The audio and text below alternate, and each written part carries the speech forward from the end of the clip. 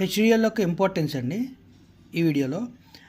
దీనివల్ల ఏమవుతుందంటే first abstraction అన్నారు కదా. అబ్స్ట్రాక్షన్ అంటే ఏం లేదు, మనం రాసే ప్రోగ్రామ్ ద్వారా ఎంత కాంప్లెక్స్ సర్క్యూట్నైనా మనం ఈజీగా అర్థం చేసుకోగలం అనేది ఈ అబ్స్ట్రాక్షన్ యొక్క మీనింగ్. చూడండి, making it easier to design and verify the complex circuit design, ఓకేనా, by using hardware description language, అదొకటి. సో అబ్స్ట్రాక్షన్ అక్కడ వచ్చింది.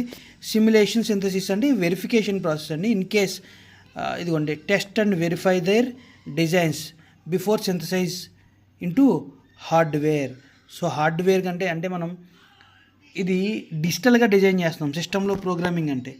సో మనం ఫిజికల్గా ఇంప్లిమెంటేషన్ కంటే అంటే హార్డ్వేర్గా యూజ్ చేయకముందే చేస్తున్నాం కాబట్టి వెరిఫికేషన్ అండ్ టెస్టింగ్ అనేది చేయడం వల్ల మనకి ఎర్రర్స్ ఉంటే ముందే తెలిస్తే సో మనం వాటిని రెక్టిఫై చేసుకోవచ్చు, ఓకేనా.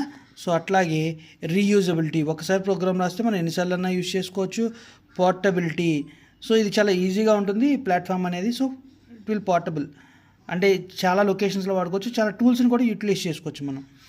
అట్లాగే డాక్యుమెంటేషన్, సో డాక్యుమెంటేషన్ ఈజీగా చేసుకోవచ్చు అంటున్నారు. వెరిఫికేషన్స్ మల్టిపుల్ టైమ్స్ వెరిఫికేషన్ చేసుకోవచ్చు. డీబగింగ్, ఎర్రర్స్ ఏమన్నా ఉన్నా కానీ ఈజీగా ఐడెంటిఫై చేసి మనం ఫిక్స్ చేసుకోవచ్చు. చూడండి, ఐడెంటిఫై అండ్ ఫిక్స్ అని చూసారా. సో ఇది ఒక బేసిక్ క్వశ్చన్, దీనికి సైడ్ హెడింగ్స్ సరిపోతాయి, ఓకేనా. సో ఇంపార్టెన్స్ ఆఫ్ హెచ్డిఎల్ అంటే అది.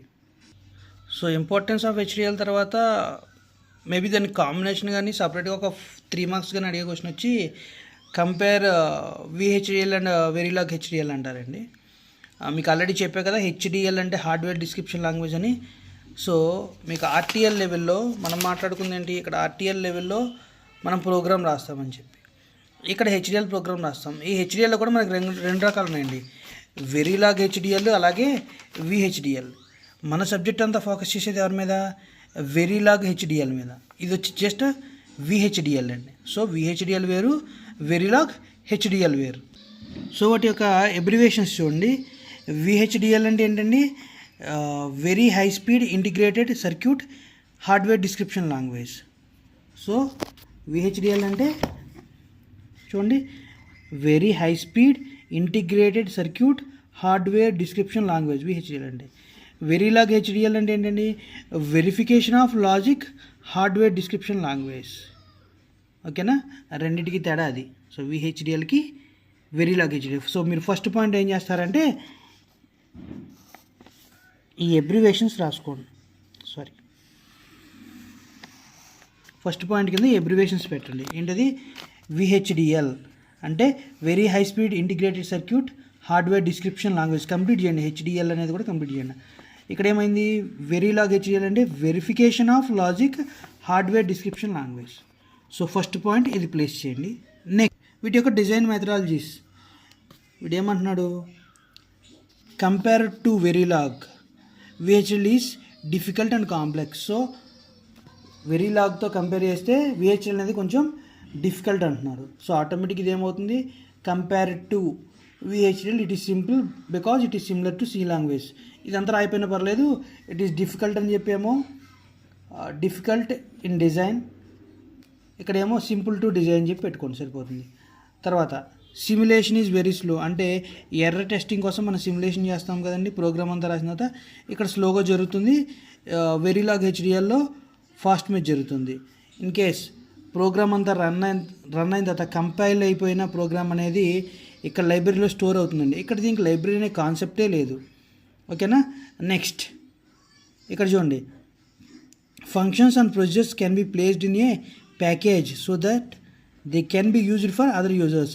అంటే రాసిన ఫంక్షన్స్ కానీ ప్రోగ్రామ్ కానీ ప్రొసీజర్ కానీ మనం మల్టిపుల్ టైమ్స్ యూజ్ చేసుకోవచ్చు, మనం కానీ లేదా ఆ సిస్టమ్ వాడిని వేరే వాళ్ళు కానీ. బట్ వెరిలాగ్లో ఏమైంది, అసలు ఆ ప్యాకేజ్ అనే ప్రాసెసే లేదు కాబట్టి ఇక్కడ మనకు ఆ ఇబ్బందే లేదు, అంటే వేరే వాళ్ళు యూజ్ చేసుకునే అవకాశం లేదు అంటున్నారు. నెక్స్ట్ ఇక్కడ చూడండి, describe every aspect of digital system, అంటే ప్రతిదీ పిన్ టు పిన్ ఇక్కడ డిస్క్రైబ్ చేస్తాం అని చెప్తున్నారు. ఇక్కడ కూడా ఏం చేస్తారు అంటే చిన్న చిన్న పార్ట్స్ కిందండి, ఒక గేట్ ఉందనుకోండి, గేట్ సపరేట్గా లేకపోతే దాని మధ్య ఉన్న కనెక్షన్ సపరేట్గా ఇట్లా డిస్క్రైబ్ చేస్తాం. ఇక్కడ కంప్లీట్ సిస్టమ్ మొత్తాన్ని ఒకేసారి డిస్క్రైబ్ చేయొచ్చు, అంటే ఇది కొన్ని స్టెప్ బై స్టెప్ జరుగుతుంది, ఇది కంప్లీట్గా ఒకేసారి జరుగుతుంది అంటున్నాడు వెరిలాగ్. అలాగే విహెచ్డిఎల్లో చాలా టైప్స్ ఆఫ్ డేటా టైప్స్ ఉంటాయి.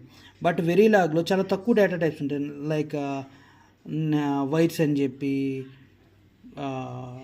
నెట్ లిస్ట్ అని చెప్పి ఇట్లా ఉంటాయండి. ఒక మేజర్గా మనం 2A వాడతాం, రిమైనింగ్ అన్నీ చాలా తక్కువ కంపేర్ టు అదర్. మనకి డేటా టైప్స్ అనేవి చాలా తక్కువ.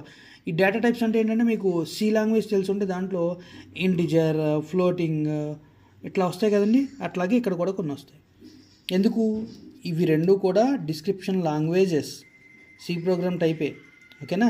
తర్వాత it is easy to handle large circuit designs అన్నాడు. అంటే VHDL చాలా ఈజీగా హ్యాండిల్ చేయొచ్చు అంటున్నారు.